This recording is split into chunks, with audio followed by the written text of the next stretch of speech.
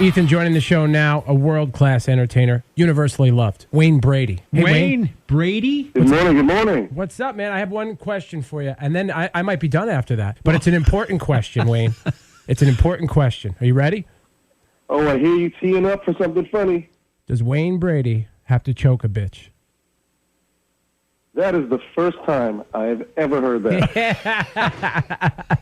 Where did you get your start in improvisational comedy, Wayne? Well, I started improv because improv isn't really a destination. It isn't like, oh, I'm going to do improv. So I started acting when I was 16, doing TV and theater, and then I was doing an independent, one of those low-budget independent movies, and I ran into someone who later became one of my best friends in the whole world. She's a big screenwriter now. Her name is Claire Sarah. She and her husband worked for Walt Disney World doing all the improv. So they formed a company, and I was trying to hit on her, and of course that wasn't successful, A, because I was a kid, and B, she was married, and C, had class. But then she said that I made her laugh, so I should show up to this class that she was teaching with her husband, and I was hooked. And then I joined the company, and in that, they taught me to write and to use improvisation to create all these characters. And improv was a great getaway for a kid who had so much going on in his head. And then that's got to improve all of your other skill sets, right? I mean, you can just, you're quick on your feet. It changes everything. Yeah, the cool thing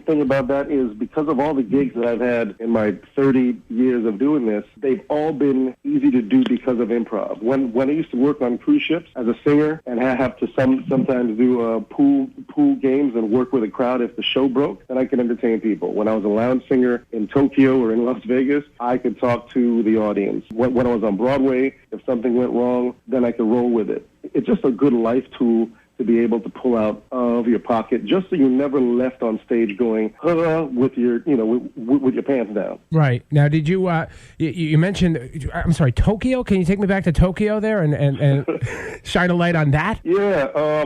When I first moved to LA, it's all about the hustle. That people think for some people it happens overnight, but I was trying to make ends meet. I was working at Universal Studios as a actor and in theme park shows and singing at bar mitzvahs and weddings, and I got an offer from one of the people that booked the weddings and said, hey, I'm booking nightclubs in Tokyo. Do you want to go over for 6 months and sing?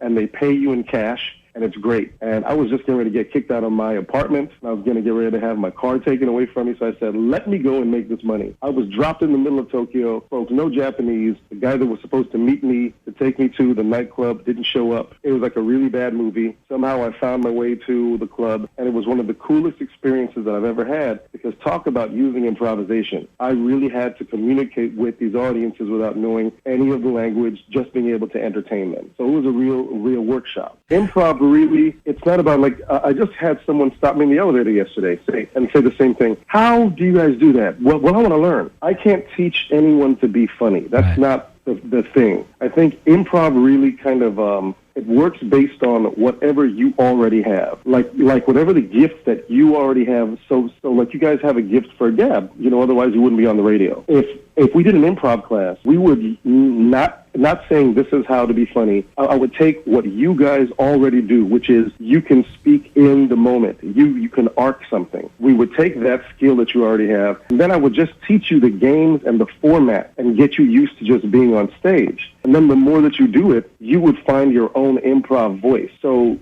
that it would be super unique. And improv is basically all the stuff that you know in your head right now. You would learn to call it up in a second versus standing on stage and going, let me think. That's the skill of improv. Everything else is already in you to sound like Yoda. Funny you are. Think you will.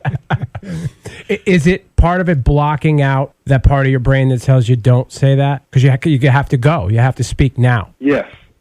I think you learn, the more you do it, you kind of develop the neural pathways to know in the second. Improv is one of the only things that where you work as the actor, the writer, the director, and the producer in the second that you're speaking, because you've got to edit, because if it could be a horrible thing that comes to your mind to say, maybe you don't want to say that thing. Oh, there's a person sitting in the front row with their phone out. Maybe I could take that phone and use it in this bit. Boom, I jump down and grab the phone. So it's all about being super present. You can't think too far ahead. You've got to be right there and then.